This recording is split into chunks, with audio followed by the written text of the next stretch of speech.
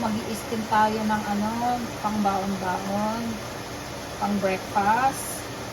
Ito, maglalagay na ako dito. To steam is about 15 minutes. So, ilalagay ko na siya. This one is finished. It's ready. Cook already. I just wanna put some cheese on top later. And this one, I put the timer. It's about 15 minutes. Yep, 15 minutes. Steam. Tapos tatakpan natin habang kumukulo siya. So, antayin natin. Ito guys, lagyan na natin ng cheese. Para masarap. Maputo. Lagyan natin ng cheese ibabaw.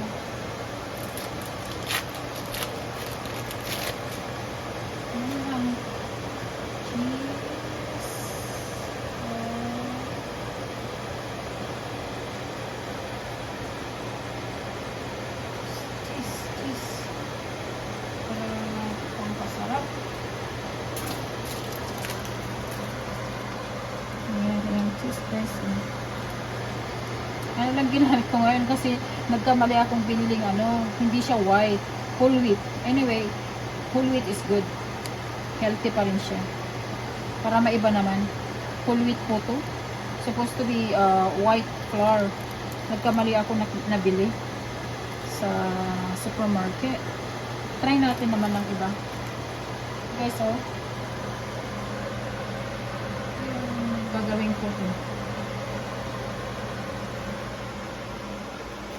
Ito guys, my mister is making also a pure juice.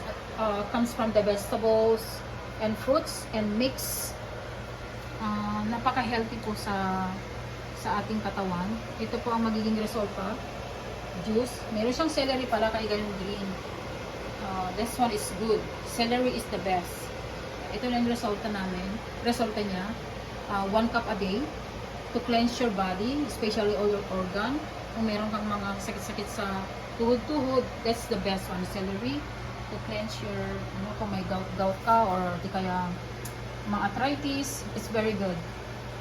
See, this one, juice, and just put it down, mix it in there. You can just drink 1 cup a day. Napaka-bisa. Subukan niyo po. Sige guys, yan lang. Ito naman ang photo namin ngayon, photo for today.